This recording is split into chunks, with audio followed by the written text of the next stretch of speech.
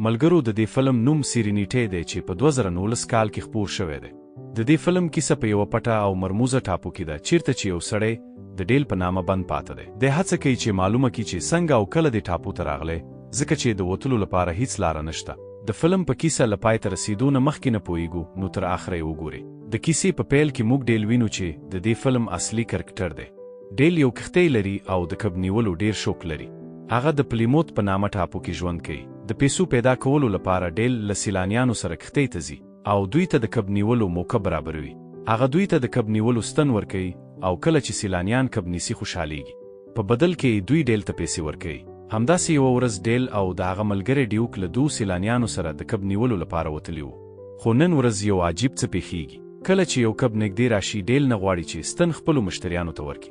حقیقت دا و چې ډیل له ډیر وخت راهیسې د یوه خاص کب د نیولو هڅه کوله او نن ورته داسې احساس وشو چې شاید هغه کب ونیسي. سیلانیان غصه کیږي خو ډیل یې د چړې په ښودلو سره چوپوي. په خواشینۍ سره له دومره هڅو سره هغه کب چې یو تونه کب ونه نیول شو. اوس ډیل مجبوره شو چې د سیلانیانو پیسې بیرته ورکړي. دا پیسې ډیل ته دومره مهمې نه وې. خو ډیوک ډیر خپه شو ځکه چې هغه د خپلې لمسۍ د پونتون فیس ورکول غوښتل. ډیل له ډیوک سره ژمنه کوي چې پیسې به ورکړي. وروسته د خپلې یوې بلې ملګرې داینا ته ورځي.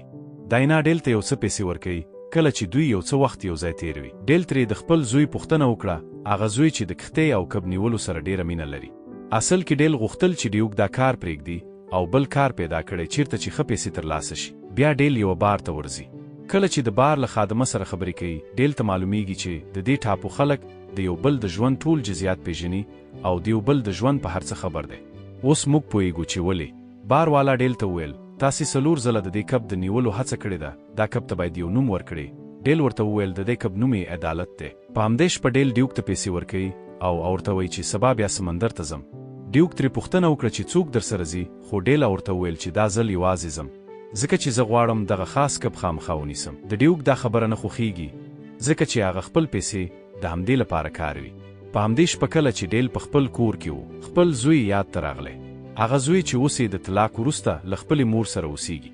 هغه هم د خپل پلار په څیر د کب نیولو سره مینه لري. بله ورځ ډیل له ډیوک سره سمندر ته ځي خو ټوله ورځ د انتظار سره کب نه نیسي. ډیل خپه کیږي. بیرته د راتلو پر مهال ډیل ډیوک ته وایي چې ته زما لپاره بدبختۍ له هغه وخته چې ستا ښځه مړه شوې ته ما ته بدبختۍ راوړی. دا خبره پر ډیوک ډیره بده لګیږي او له غوسې سره خپل شیان راټولوي او ځي. خو حقیقت دا و چې ډیل دا کار قصدا وکړ څو ډیوک مجبوره شي چې یو بل کار پیدا کړي. په شپه کې کله چې ډیل بهر راوځي بار والا بیا ورته وایي چې د دې کب د نیولو هڅې پرېږده خو ډیل خبره نه مني. هماغه وخت کارن راځي چې د ډیل پخوانۍ ښځه ده. ډیل پوهیږي چې هغه د یو هدف لپاره دلته راغلی. کله چې له هغې سره کښتۍ ته ځې ډیل پوښتنه ترې وکړه ته څه غواړې. د خبرو له لارې موږ پوهیږو چې ډیل مخکې پوز غړی و خو وروسته یې هغه دنده پرېښې. کارن وایي ته پر حق وی زه غلطه وم. اصل کې له ډیل سره د طلاق وروسته کارن له یوه پیسهداره سړي فرینګ سره واده کړی و خو هغه یو ښه انسان نه و. هغه به کارن وهله او هر وخت پیسې ارله. د هغه ظلمونه ډیر زیات شوي وو. ډیل ترې د خپل زوی پاتریک پوښتنه وکړه. کارن په ژړا شوه او ویل پاتریک ټول وخت په خپل خونه کې بند وي د ویرې له امله. هغه نه غواړي چې زموږ جنجال او دا هر څه واوري او ووینې نو ټول ورځ په کمپیوټر کې د گیم لوبې کوي. ښوونکي وایي چې هغه ډیر هوښیار دی خو اوس یې ډیر فعالیت کم شوی دی. ډیل ورته وایي چې له هغه څخه طلاق واخله خو کارن وایي نشم کولی هغه به مې وژني او له همدې امله دلته راغلی یم. په اصل کې هغې غوښتل چې ډیل فرانک ووژني. هغې غوښتل چې فرانک د کب نیولو په بهانه کښتۍ ته راولي او د دې کار لپاره هغې ډیل ته 10 میلیونه ډالر ورکول غوښتل. خو ډیل دا وړاندیز رد کړ ځکه چې هغه نه غوښتل چې څوک ووژني. کله چې کارن لاړه یو سړی چې د دریشۍ په لباس کې و د ډیل لټون ته راغی. هغه له څو ورځو راهیسې ډیل سارلو خو بیا هم ونه توانید چې له ډیل سره وویني. سبا چې ډیل په سمندر کې د لامبو لپاره لاړ د خپل زوی غږ یې واورېد او د یوې شیبې لپاره یې د خپل زوی څیره هم ولیدله. په همدې وخت کې موږ وینو چې پاتریک د خپل کوټې دننه دی. دا ښیي چې د پلار او زوی ترمنځ یو ډول اړیکه شته. بیا فرانک هوټل ته راځي چیرې چې کارن اوسېدل. کارن ویریږي ځکه فرانک 2 ورځې وروسته راتلی خو هغه ناڅاپه راغلی. لکه څنګه چې تمه وه هغه کارن ته بیا وهله ورکول. سبا ډیل د کب د نیولو وسایلو اخیستلو لپاره دوکان ته لاړ. هلته یوې ښځې ورته وویل چې خلک وایي فرانک خپله میرمن ټوله شپه په کمربند وهلې ده او د کارن هیڅ چیغه نه ده راوتلې. ډیل پرته له خبرو له دې ځایه لاړ. کله چې ډیل کښتۍ ته راورسېد نو یې ولیدل چې فرانک او کارن هلته منتظر دي. فرانک وویل زما میرمن راته ویلي چې ته موږ کب نیولو ته نه بیایې. ډیل وویل ما ځینې اصول مات کړي نو نشم کولای څوک یوازې د کب نیولو ته یوسم. فرانک وویل په دې ټاپو کې پیسې له قانون نه پورته دي نو ته اندېښنه مه کوه. خو ډیل بیا هم انکار وکړ. فرانک وویل هر سړی یو بیا او قیمت لري. زه سبا بیرته راځم او ته به ما کب نیولو ته بوزې. وروسته هغه سړی بیا راځي چې مخکې هم ډیل لټاوه خو دا ځل هم ډیل له هغه سره خبرې ونه کړې. سړی خپل ساعت ته وکتل او ویل زه 20 ثانیې ناوخته شوم. یو څه حتما غلط روان دي. وروسته ډیل یو ماهی وپلوره او کارلوس ورته وویل یو څوک تا لټوي خو ډیل بې پروا و. هغه دا ماهی د دینا پیشو ته ورکړ چې ورک شوې وه. دینا ورته وویل ما اورېدلي کارن له تا مرسته غوښتې وه. ته ښه انسان یې. زما په فکر ته باید ورسره مرسته وکړې. وروسته ډیوک له ډیل سره ولیدل. هغه وویل فرانک غواړي تا ته $10,000 درکړي یوازې د یوه سفر لپاره. زه زما لمسۍ ته فیس ورکول غواړم. ته باید دا وړاندیز ومنې. ډیل ورته وویل زه ولې باید تا ته غوږ سم. ډیوک وویل چې زه پوهیږم چې ته دا هر څه د څه لپاره کوې او زه ستا رحم ته اړتیا نه لرم. زه مرسته غواړم. نو ډیل له هغه سره موافق شو. وروسته کارن بیا د ډیل لیدو ته راغله. ډیل وویل زه یوازې هغه د کب نیولو ته بیایم خو وژنم یې نه. کارن وویل هغه به ما او پاتریک ووژني.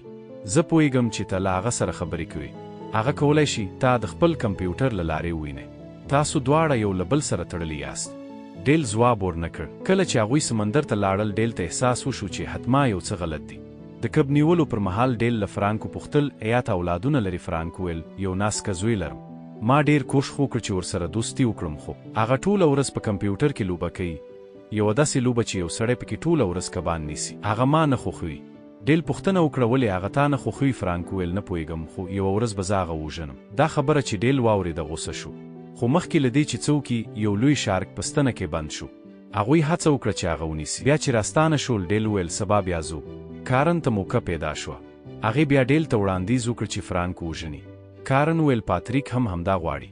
دا خبره چې ډیل واورېده په فکر کې شو. ډیوک هم دا خبرې واورېدې. هغه له ډیل وپوښتل ایا ته دا خلک پیژنې؟ ډیل وویل هغه زما پخوانۍ ښځه ده. زه جګړې ته تللی وم او چې راستون شوم ومې لیدل چې هغه له فرانک سره تللې ده. ډیوک ورته مشوره ورکړه چې هر څه وي ته باید څوک ونه وژنې. خو کله چې شپه شوه ډیل له کارن سره ولیدل او دا ځل ډیل آماده شو چې فرانک وژني. خو بیا یې وویل دا کار یوازې د پیسو لپاره کوي نه د مینې. کله چې ډیل کور ته راغی هغه نااشنا سړی بیا ورغی. دا ځل هغه یو اله راوړې وه چې په هغه سره ډیل هغه ټونه کب نیولی شوی کوم چې ډیل یې تل خوبونه لیدلي وو. هغه سړی چې نوم یې ریډ وویل دا د لوبې قانون دی او زه قانون یم. دا خبره چې ډیل واورېده شکمن شو. نو ویې وپوښتل ته څوک یې؟ ریډ وویل دا ټول واقعیت نه دی. دا یوازې یوه لوبه ده. دلته هیڅ څوک نشي وژل کیدای. ته یو کرکټر یې او باید هغه کب ونیسې. ډیل دا خبره رد کړه. خو شکونه یې ډېرېدل. هغه نه پوهېده کله او څنګه دې ټاپو ته راغلی دی. تماشچیان پوهېږي چې دا لوبه ښایي د ډیل زوی پاتریک جوړه کړې وي. خو ولې؟ ریډ وویل په لوبه کې په دې وروستیو ورځو کې ستونزې رامنځته شوې دي. ممکن هغه څوک چې دا لوبه یې جوړه کړې وي غواړي چې ته فرانک ووژنې خو د لوبې قانون دا نه پرېږدي.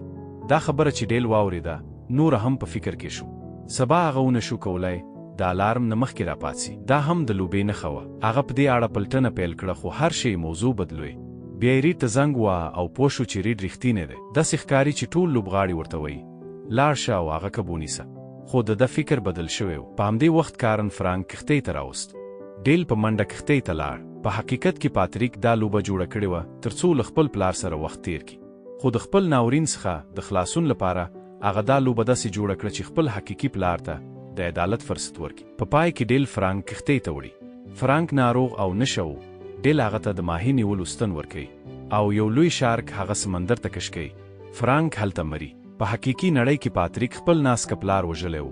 وروسته پاتریک رواني روغتون ته وړل شوی و. په لوبه کې کارن له ډیل سره خدای پاماني کوي. خو هغې وویل په یوه شرط سره کولی شي چې پاتریک ته ورسیږي. ډیل پوهېده چې دا یوازې لوبه ده. کارن وژلل او ویل ته به خامخا یو ځل ورسره وویني. وروسته ډیل ته زنګ راغی. دا زنګ د پاتریک له لوري و. ډیل ډیر احساساتي شو. پاتریک وویل ما یو غلط کار کړی.